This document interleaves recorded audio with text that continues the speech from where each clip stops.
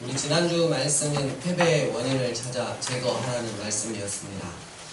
우리는 지난주의 말씀을 통해서 여호수아가 이끄는 이스라엘의 패배 원인을 살펴보았습니다. 그것은 바로 불순종과 교만이었습니다. 하나님의 말씀을 그대로 지키지 않았던 불순종, 그리고 뭐 이것쯤이야 하나님 없어도 이 정도쯤이면 그냥 할 수 있다는 교만. 하지만 이 패배보다 더 무서운 것이 있으니 그것은 바로 패배에서 아무것도 배우지 못하는 것이라고 했습니다. 때문에 우린 지난 시간 혹 내 마음과 삶에서 하나님께 불순종하고 있는 것은 없는지, 하나님보다 나를 더 믿고 사랑하는 교만은 없는지 살펴보고 있다면 겸손히 엎드려 회개하고 하나님의 은혜를 구하자고 했습니다. 긴 추석 연휴를 보냈는데 가족 간에 선한 교제를 나누셨는지, 내가 더 섬겼는지, 또 그 가운데서 하나님 마음을 기쁘게 해드렸는지 한번 돌아봤으면 좋겠습니다.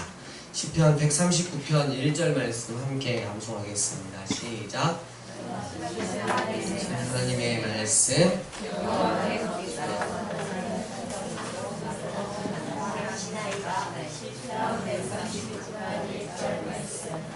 아멘. 아멘.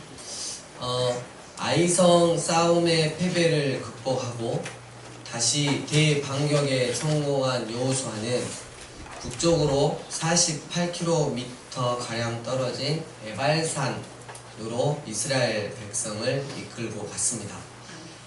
그것은 적군의 주둔지도 아니고 전쟁터도 아닌 곳으로 여호수아는 전 민족을 이종시킨 것이었습니다.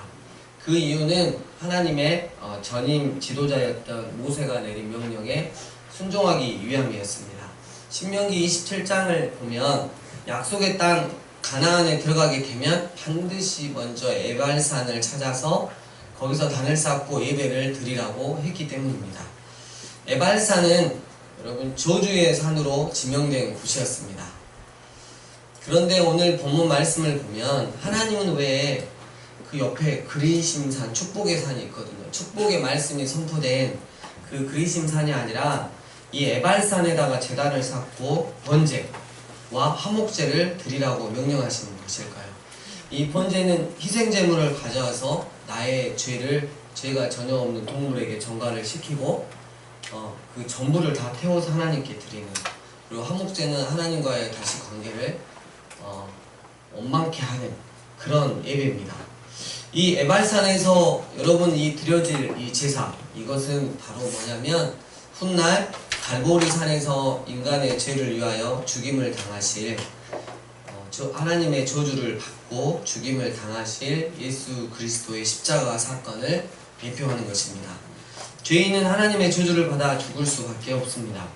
그러나 예수님은 저주받아 마땅한 죄인인 우리를 위하여 갈보리 산에서 대신 저주를 받고 돌아가신 것입니다. 자신의 생명을 우리 인간과 하나님 사이를 화평케 하는 제물로 내어주셨던 것입니다. 하나님은 하늘문을 굳게 닫으시고 죄인들이 받아야 할 무서운 진노를 예수님께 남김없이 쏟아내셨습니다. 예수님은 눈을 들어 하나님을 찾으려고 했지만 그분은 얼굴을 감추셨습니다. 예수님께서 나의 하나님 어찌하여 나를 버리셨나이까 라고 부르짖을 때 재판관이신 하나님은 나 여호와 내 하나님 여호와가 너를 저주하노라고 대답하셨습니다. 예수님께서는 자기 백성을 위해 신명기 28장의 모든 저주, 이것들을 감당하셨던 것입니다. 이 사실을 그 당시 여호수아 백성들은 물론 몰랐겠지요. 하지만 그들은 자기들을 위해 베풀어지고 있는 하나님의 놀라운 사랑, 그 놀라운 은혜를 기념하고 있었던 것입니다. 에발산을 생각하면서 우리나라를 생각해 보았어요.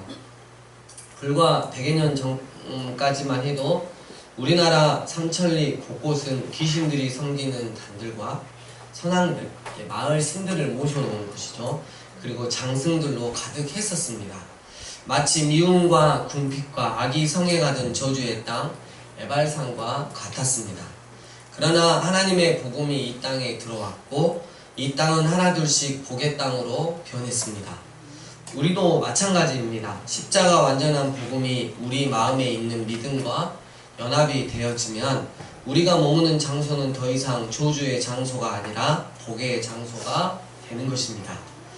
여호수아는 율법에 기록된 대로 에발산에 제단을 쌓되 특별히 쇠 연장으로 다듬지 아니한 새 돌로만 단을 쌓게 했습니다. 이것은 하나님은 인간의 손으로 다듬어진 것이 아닌 그냥 돌로 된 단을 요구하신 것입니다. 당시 가나안 사람들이 자신들의 신에게 예배 드리기 위해 만든 단은 사람의 기교로 아주 잘 다듬어진 것들이었어요. 그러나 하나님은 다듬지 않는 돌 제단을 원하셨다는 것입니다. 이것은 하나님은 인간의 손으로 조정되거나 해석될 수 있는 존재가 아님을 의미합니다. 다듬지 않는 돌은 보잘것없이 보이지만 있는 그대로의 순수한 모습을 지니고 있습니다. 하나님은 우리가 그런 순수하고 겸손하며 정말 가난한 마음으로 예배 드리기를 원하신다는 것이에요. 예배는 인위적으로 만든 어떤 화려한 쇼가 아니에요. 사람들을 감동시키는 쇼가 아닙니다. 그냥 있는 모습 그대로 하나님 앞에 겸허히 엎드려지는 행위인 것입니다. 자연돌로 만든 제단 위에서 여호수아는 번제와 화목제를 드렸습니다. 그것은 하나님과의 친밀한 교제를 다시금 새롭게 다지는 행위였습니다. 여러분, 지금 전쟁 상황이에요. 근데 전쟁을 멈추고 다른 모든 것을 제쳐준 채 이스라엘 전 민족이 에발산에서 지금 제단을 쌓고 하나님께 예배하는 이 장면을 한번 그려보십시오. 그들에게 가나안 정복 전쟁이 중요하지 않아서가 아니었습니다. 무엇보다도 하나님 앞에 헌신과 친교의 시간을 갖는 것이 중요했기 때문입니다. 오늘 우리도 마찬가지입니다. 할 일이 없어서 시간이 남아서 하나님 앞에 나아가는 것은 아닙니다. 오히려 할 일이 너무 많기 때문에 그 일들이 하나같이 다 복잡하고 만만찮기 때문에 숨이 가쁠 정도로 시간이 너무 부족하기 때문에 더더욱 우리는 시간을 따로 떼어 하나님과 만나야 하는 것입니다. 단을 쌓고 하나님께 예배를 드린 뒤에는 율법의 말씀을 돌 위에 기록했습니다. 돌에다 백성들이 알아볼 수 있도록 말씀을 새기는 작업은 정말 보통 일이 아니었을 것입니다. 모세의 율법 전체를 돌에다 옮겨 적었으니 엄청난 시간과 노력이 들었을 것입니다. 여러분, 우리도 아무리 시간이 걸리고 힘이 들어도 반드시 해야 되는 것은 항상 우리의 마음속에 하나님의 말씀을 새기는 작업을 쉬지 않아야 한다는 것입니다. 시편 37편 31절에 이런 말씀이 있어요. 그의 마음에는 하나님의 법이 있으니 그의 걸음은 실족함이 없으리로다. 우리 마음에 살아계신 하나님의 말씀이 있고 그 살아계신 하나님의 말씀에 순종하여 사는 삶이 있다면 그 삶의 걸음은 결코 실족함이, 패배함이 없을 것이다 라고 하나님은 약속하신 것입니다. 마음에 하나님의 말씀을 새긴 사람, 인생의 어두운 길을 걸어갈 때도 그 말씀이 그의 발에 등불이 되어주고 그의 길에 빛이 되어줄 것이라고 말하고 있는 것입니다. 마침내 말씀을 새기는 작업이 끝나자 여호수아는 모세가 지시했던 대로 이스라엘 백성을 크게 두 그룹으로 나누어서 북쪽의 에발산과 남쪽의 그리심 산 앞에 서게 했습니다. 말씀 선포 내용은 이렇습니다. PPT 하나만 넘겨주시면 한쪽은 에발산이 있고요, 한쪽은 그리심 산이 있어요. 그리고 리더인 여호수아가 있고 그 다음에 제사장과 레위인들 그리고 언약궤 그리고 리더십들이 쭉 있고요. 말씀이 선포되어지면 그 당시에 저것이 에코 포인트인지 어쩐지 모르겠지만 한 번에 다 들리기는 힘들지 않았나. 그래서 선포되어지면 리더십들이 또 그대로 가서 자기 지파에게 말하지 않았을까 이렇게 생각을 해봅니다. 지금으로 말하면 이지영입니다. 하나만 더 넘겨주세요. 올해 우리 연초에 우리 다음 세대 우리 너네스쿨이 다녀온 곳이기도 합니다. 여러분 왠지 그 깎아 마른 산이 있어요. 왠지 무슨 산이 될 것 같아요? 에발산이 될 것 같고 좀 그래도 그린 나무가 좀 있어요. 거기가 무슨 산이에요? 네, 그리심 산이에요. 저 사이에서 이스라엘 백성들을 세우고 살아계신 하나님의 말씀을 선포했다는 거죠. 우리 너네스쿨 친구들 저기 기억나시나요? 네. 축복합니다. 여호수아는 거기서 하나님이 주신 축복과 저주의 율법을 아주 큰 소리로 낭독했습니다. 그리고 신명기 11장 26절 28절 내가 오늘날 복과 저주를 너희 앞에 두나니 너희가 만일 내가 오늘날 너희에게 명하는 너희 하나님 여호와의 명령을 들으면 복이 될 것이요 너희가 만일 내가 오늘날 너희에게 명하는 도에서 돌이켜 떠나 너희 하나님 여호와의 명령을 듣지 아니하고 본래 알지 못하던 다른 신들을 따르면 저주를 받으리라. 모세의 율법책에 기록된 모든 것대로 축복과 저주하는 율법의 모든 말씀을 하나도 빠짐없이 낭독했다고 하는 것으로 봐서 신명기의 주요 부분은 다 읽었던 것 같습니다. 반나절 이상은 좋게 걸렸을 것입니다. 그 긴 말씀을 여인과 아이들을 포함한 이스라엘의 모든 백성 또 함께 거하는 외국인까지 빠짐없이 들었습니다. 그것도 하나님의 임재를 상징하는 그 언약궤를 바라보면서 말입니다.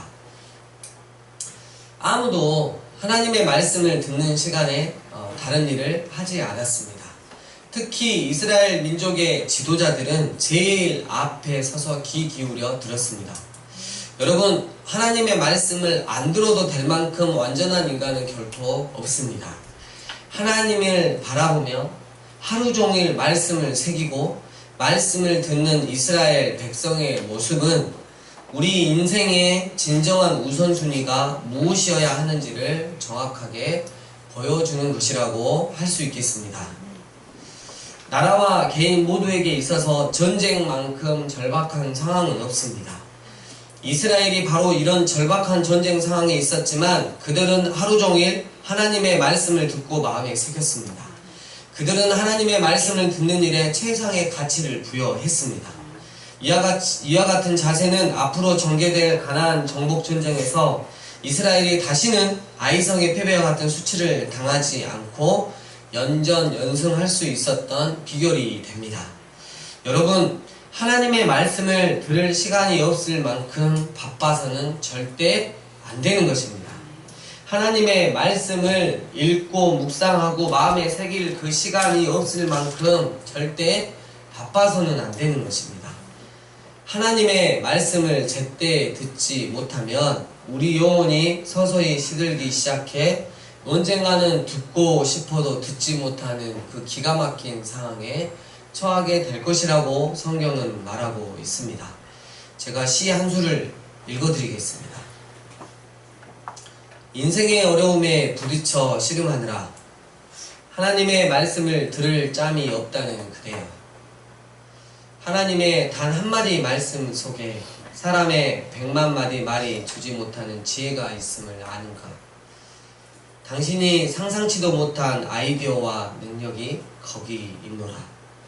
그 누구도 주지 못하는 감동과 위로와 격려가 바로 거기에 있노라. 진정한 성공과 형통의 길이 바로 살아계신 하나님의 말씀 속에 있노라.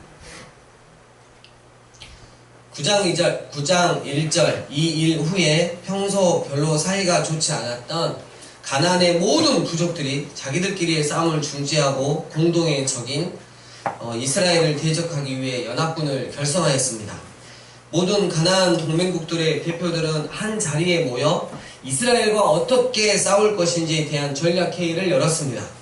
그런데 연합군의 전략회의에 참석했던 동맹국들 가운데 기브온에서 온 사람들은 여리고 성과 아이 성과 성에 관한 이야기를 들으면서 다른 결론에 도달했어요. 그것은 이스라엘과 전쟁하는 것보다 화친해야 한다는 사실이었습니다. 기브온의 화친 정책은 가나안 민족들 전체에게 엄청난 충격을 주었습니다. 기브온은 웬만한 대제국의 수도에 버금가는 거대한 성이었습니다. 더구나 기브온 사람들은 하나같이 용맹한 군사들이어서 가나안 전체에 소문이 자자했습니다. 기브온은 이렇듯 큰 힘을 가지고 있었지만 그래도 자기들의 힘만으로는 하나님이 함께 하시는 이스라엘을 상대할 수 없다는 사실을 깨달았던 것입니다. 기브온 사람들은 가장 배짱 좋고 순발력이 있으며 지혜로운 자들을 뽑아 마치 먼 곳에서 온 여행자들처럼 변장을 시켜 길갈에 위치한 이스라엘 총사령부로 보냈습니다. 기브온은 길갈에서 불과 40km 정도 떨어진 곳에 위치한 지역으로 신명기 20장에 보면 반드시 하나님께서 진멸시키라고 하는 족속에 포함되어 있습니다. 그럼 왜 변장해서 갔냐? 멀리서 온 것처럼 왜 해야 되냐? 하나님 말씀에 이 가나안 안에 있는 7 족속은 반드시 진멸을 하고 단 가나안 밖에 있는 먼 곳에 거주하는 나라는 화친을 청할 때 받아주라고 했기 때문입니다. 여러분 그 사실을 기브온이 알고 있었어요. 기브온 사절단은 말라 비틀어져 곰팡이가 쓴 땅 조각들, 여기저기 찢어져 누더기처럼 변해버린 가죽 부대, 낡아서 해진 옷과 신발로 자신들을 꾸며 누가 보더라도 몇 달에 걸쳐 길고 먼 여행을 한 것처럼 꾸몄습니다. 여호수아와 이스라엘 지도자들 앞에서 그들은 최대한 지을 수 있는 불쌍한 표정을 지으면서 자신들은 먼 곳에서 온 부족이니 자신들과 평화 조약을 맺자고 간청합니다. 처음에는 이스라엘 리더들 의심을 좀 했습니다. 그들은 질문을 던졌습니다. 너희들은 가나안 땅에 거하는 우리와 가까운 곳에 거하는 부족 같은데 우리가 어찌하여 너희들과 평화 조약을 맺을 수 있단 말인가? 너희는 도대체 누구며 어디서 왔는가? 하지만 이 이스라엘의 경계심보다 기브온 사절단의 애절하고 불쌍하게 보이는 연기력이 훨씬 더 탁월했습니다. 그래서 이스라엘은 결국 눈으로 보고 코로 냄새 맡을 수 있으니 더 이상 의심할 필요가 없다고 판단해버렸습니다. 그들은 결정적인 실수를 하게 되었습니다. 여호수아 9장 14절, 우리가 그들의 양식을 취하고는 어떻게 할지를 여호와께 묻지 아니하고. 그들은 이렇게 자명한 사실은 하나님께 물어볼 필요가 없다, 공연한 시간 낭비다 라고 쉽게 생각해버린 것입니다. 여호수아와 이스라엘의 지도자들이 이 같은 치명적인 판단 착오를 내리게 된 데는 시각적인 증거가 너무나 분명했습니다. 우리도 마찬가지입니다. 어떤 일이 이렇게 너무너무 술술술 잘 풀리고 있을 때 기도하지 않고 이건 무조건 하나님이 주신 것 같다고 그냥 덤벼듭니다. 여러분, 하나님이 주신지 안 주신지 마지막까지 확인을 해봐야 되는데 확인한 게 아니고 그냥 그렇게 되면 너무 좋겠으니까 그냥 확인하지 않고 시각적인 증거가 너무 분명하기 때문에 그냥 하나님께 묻지 않고 우리가 그냥 일을 치러버리는 경우가 많다는 것이죠. 바로 이것이 문제였습니다. 너무 쉽다고 생각될 때, 이것쯤은 내 경험과 상식으로도 너끈히 해결할 수 있다고 방심할 때 우리는 그만 덫에 걸리고 마는 것입니다. 여러분, 전투기를 조종하는 이 파일럿들이 있어요. 그들이 하는 말 중에 자신의 감을 믿지 말고 계기판을 믿으라 그래요. 여러분, 전투기를 몰고 쭉 나가면 너무 좋거든요. 그 속도감에 정신을 못 차리는데 하늘도 파란색, 바다도 파란색. 나중에는 계기판을 보지 않으면 어디가 어딘지 몰라서 바다에 그냥 군두박질 치는 경우가 많기 때문입니다. 반드시 여러분 객관적인 진리이신 하나님 앞에 묻고 확인해야 되는 것입니다. 여러분, 제발 우리도 눈에 보이는 상황만을 가지고 하나님의 뜻을 해석하면 안 됩니다. 오히려 하나님의 뜻을 가지고 상황을 해석할 수 있어야 합니다. 우리가 하나님을 판단하지 말고 하나님으로 하여금 우리를 판단하시게 하시다. 하나님 앞에서 우리가 자꾸 말하지 말고 하나님이 우리에게 하시는 말씀에 조용히 귀를 기울입시다.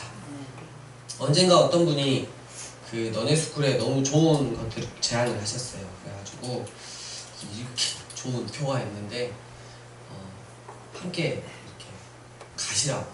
근데 여러분 겉으로 보니까 너무 좋은 거예요. 가도 너무 좋을 것 같았어요. 그래가지고 이게 금액도 어마무시한데 그걸 그냥 공짜로 갈 수 있는 기회가 이렇게, 와, 너네스쿨을 사랑하신가 보다 하고 제가 왈칵 묻는 게 아니고 집사님, 제가 조금만 이따가 다시 전화 드릴게요 하고 하나님께 그때 한번 여쭤봤어요. 근데 이상하게 저는 무조건 마음이 오케이인데 막 이렇게 저는 가면 너무 좋겠다 싶었는데 자꾸 기도하는데 이게 아닌 거예요. 그래가지고 마음이 너무 불편해서 다시 전화해서 목사님 너무 감사한데 안 될 것 같아요. 그랬더니 그러시더라고요. 목사님 하나님께 기도하셨죠? 예, 기도했어. 그럴 줄 알았어요. 끊을 때부터 이상했어. 하하호호 하고 웃으시고 끊으시더라고요. 근데 목사가 그럴 줄 알았어요. 그 말이 정말 저는 너무 크게 왔어요. 진짜 다 보고 있구나. 성도들이 다 보고 있구나. 목사가 하나님 뜻을 받들어서 살아가는지 아니면 상황을 보고 살아가는지 목사 다 보고 있구나. 이것들을 확인했어요. 마찬가지 세상도 우리를 다 보고 있어요. 특히 사단은 더 보고 있고 유혹하고 있어요. 여러분, 기브온 사람들의 거짓말이 드러나는 데는 3일도 걸리지 않았어요. 고대 국가들 간의 관례를 따르면 화친조약을 맺은 당사자들은 서로 상대방의 나라를 친선 방문하여 조약의 구체적인 내용을 확정하게 되어 있었다고 합니다. 이에 따라 이스라엘도 기브온으로 친선 사절단을 보냈을 것이고, 그렇게 먼 데에 있는 줄 알았던 기브온이 이스라엘이 짐치고 있던 길갈에서 불과 40km 정도밖에 떨어지지 않는 곳에 위치한 사실은 금방 드러났을 것입니다. 기브온의 속임수를 모두 알게 된 여호수아와 이스라엘 지도자들은 정말 한순간 멍했을 것입니다. 그토록 얕은 속임수에 너무도 쉽게 속아버린 자신들의 실수에 기가 찼을 뿐이었을 것입니다. 사실 가만히 살펴보면 사단의 속임수도 그렇게 심오하고 까다롭지 않습니다. 화려해 보이는 마술도 막상 비밀을 알고 나면 너무 시시해 보이듯, 사단의 속임수도 알고 보면 왜 그런 쉬운 함정에 내가 빠졌을까, 그런 함정에 걸려들었을까 싶을 정도로 간단합니다. 우리는 문제가 어려워서 넘어지는 게 결코 아닙니다.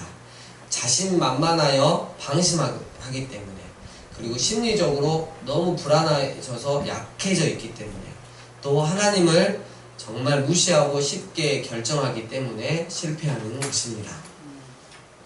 말씀을 정리합니다. 약속의 땅 가나안에 들어가게 되면 반드시 에발산을 찾아 거기서 번제와 화목제 예배를 드려라. 이 일은 훗날 갈보리 산에서 인간의 죄를 대신 감당하기 위하여 번제물로 그리고 화목제물로 죽임을 당할 예수님의 십자가 사건을 예표한다고 했습니다. 살아계신 하나님 말씀대로 살지 않으면 하나님 수준의 저주가 임할 것이라고 정확하게 경고되었던 에발산. 그러나 이스라엘의 이 결국은, 그리고 지금 이곳에서 예배 드리고 있는 우리도 하나님의 말씀대로 살지 않아 저주를 받아야만 했습니다. 우리가 다 끝장내버린 하나님과의 관계. 그러나 이제는 오직 하나님의 절대 주권과 은혜로 하나님 당신의 아들 예수님을 십자가에 못 박아 우리를 대신해서 저주를 받게 하셨습니다. 그리고 우리 인생의 기회를 한 번 더 주셨습니다. 그 때문에 우리가 지금 이곳에서 하나님을 예배할 수 있는 것이고요. 하나님께서 모세를 통해 명령한 이 말씀을 기억한 여호수아는 이스라엘을 에발산으로 인도합니다. 그리고 그곳에서 꾸밈없이 마음 그대로의 순수함으로 예배드립니다. 이 모습은 할 일이 너무 많고 때문에 시간도 없어서 하나님을 만날 시간을 가질 수 없다고 하는, 혹은 하나님을 만나는 시간을 갖는 것을 껄끄러워하는 우리에게 큰 울림이 됩니다. 전쟁 상황 가운데서, 가장 긴박한 시간 가운데서 오히려 시간을 따로 떼어 하나님을 만났던 이스라엘. 하나님께 예배를 드린 후 그들은 살아계신 하나님의 말씀을 마음에 새기는 시간을 갖습니다. 하나님을 경외하며, 그래서 이제는 하나님의 말씀을 듣고 그 말씀을 그들의 마음에 새기는 이스라엘을 보면서 우리 인생에 있어서 진정한 우선순위가 무엇이어야 하는지를 너무나도 정확하고 선명하게 보여줍니다. 여러분, 전쟁보다 더 절박한 상황에 있을까요? 하지만 이스라엘 오히려 이 절박한 상황에서 오히려 하루 종일 살아계신 하나님의 말씀을 듣고 마음에 새겼다는 것입니다. 살아계신 하나님의 말씀을 듣는 일에 최고의 가치를 부여한 그들. 우리는 어떻습니까? 인생의 바쁨과 어려움에 부딪혀 씨름하느라 하나님의 말씀을 전심으로 들을 짬도, 읽을 짬도, 그래서 하나님의 뜻을 헤아리는 기도할 짬도 없다는 우리. 아니, 어쩌면 세상의 그 어떤 것을 훨씬 더 신뢰했던 탓에 처음부터 하나님 신뢰하는 것조차 싫어했던, 그래서 거부했던 우리가 아니었는지. 사랑하는 강주 삶예비교회 성도님들, 요즘 왜 계속해서 우리 공동체에게 말씀, 또 말씀, 살아계신 하나님의 말씀을 이렇게 강조하실까 깊이 묵상해보는 시간을 가져드렸습니다. 주일에도 요즘에 계속 말씀 이야기만 하시고요. 목요 모임 또 나오시는 분들도 알겠지만, 너 능력 있는 약속의 말씀 유지해라. 세상이 호탁하다. 세상에 말씀의 징조가 정말 많이 보인다. 그때일수록 너는 말씀에 집중하고 말씀에 꼴통이 되라. 계속 이런 말씀만 지금 한 달 정도 선포되어지고 있는 것 같아요. 제가 주님께 물었어요. 주님, 무슨 특별한 이유라도 있으십니까?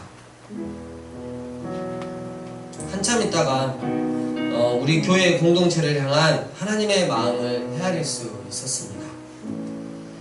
그리고 제가 다시 이야기했습니다. 주님, 왜 하필 추석 연휴 끝 무렵에 제가 이런 부담스러운 말씀을 전해야 되겠습니까?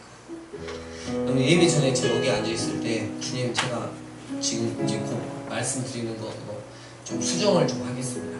주님께 여기서 때를 썼어요. 근데 답이 안 오더라고요. 그래서 여기 찬양할 때 계속해서 하나님이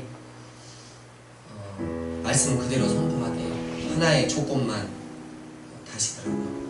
과거에 너희의 모습이, 삶의 예배교회 어떤 너희들의 모습이 어떠했든지 난 상관하지 않겠다. 하지만 너희가 전심으로 노력해서 이제부터가 내가 정확하게 우리 삶의 예배교회 이제부터는 정확하게 하시겠다. 이런 마음을 주셨어요. 예전에는 우리 교회 공동체가 성숙하지 못한 모습을 보여드려도 참고 기다려주시고 정말 모두에게 은혜를 주셨다고 하면, 이제부터는 살아계신 하나님의 말씀을 경외하고 말씀을 묵상하고 그 말씀대로 살아가려고 하는 자들에게는 위로와 격려, 감동, 지혜와 능력, 정말 진정한 형통과 성공을 주시겠구나. 여기까지 너무 행복한데. 그리고 또 이제부터는 살아계신 하나님의 말씀을 가볍게 여기고 말씀을 묵상하지도 않고 또 그 말씀대로 살아가려고 하지도 않는 자들에게는 에발산에서 선포된 저주가 따르겠구나.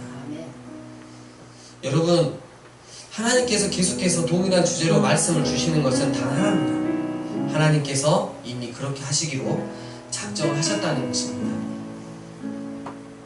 우리 강주 삶의 예배교회를 교회, 당신이 쓰시고자 하는 교회 수준으로 훈련시키고자 하는 하나님의 마음을 제가 알았습니다. 때문에 우리는 이 시간 정확하게 결단해야 하는 것입니다. 내 인생의 진정한 우선순위는 무엇이 되어야 하겠는지 말입니다. 하나 더, 우리는 오늘 기부원 사절단 사건을 통해서 알아야 하는 것이 있습니다. 그것은 우리가 그렇게까지 말씀으로 무장을 해도 사단은 우리에게 끊임없이 기부원 사절단을 보내 적당한 선에서 타협하자고 연기하고 유혹할 것이라는 사실입니다. 이스라엘은 그 연기와 유혹에 하나님께 묻지 않음으로써 훅 넘어가 버렸지만 우리는 앞으로 절대 넘어가지 맙시다. 내 인생의 진정한 우선순위가 무조건 하나님이 되게 합시다. 이제는 청룡으로 안 될 것 같아요. 그냥 명령형으로 바꾸겠습니다. 내 인생의 진정한 우선순위는 무조건 하나님이 되어야 합니다. 이제부터 나는 주님을 사랑하는 그 기쁨, 주님과 교제하는 그 가장 가치 있는 것 절대 놓지도 않을 것이고 빼앗기지도 않겠다 라고 결단했으면 좋겠습니다. 하나님께서 우리 교회 공동체 가운데 분명히 말씀하십니다. 앞으로는 내가 정확하게 하겠다. 말씀을 사랑하는 자와 그렇지 아니하는 자, 내가 정확하게 구분지어 상과 저주를 내리겠다. 강주 삶의 예배인 교회를 교회답게 세우겠다. 강주 삶의 예배인 교회에 다니는 한 사람 한 사람을 진정한 하나님의 사람, 그리스도인으로 세워가겠다. 자, 오른쪽에는 상이 놓여 있고 왼쪽에는 저주가 놓여 있다. 잘 생각해보고 이제 네가 선택하라. 이렇게 선택하라고 말씀하신 주님한테 우리가 결단하며 나아갔으면 좋겠습니다. 함께 기도합시다.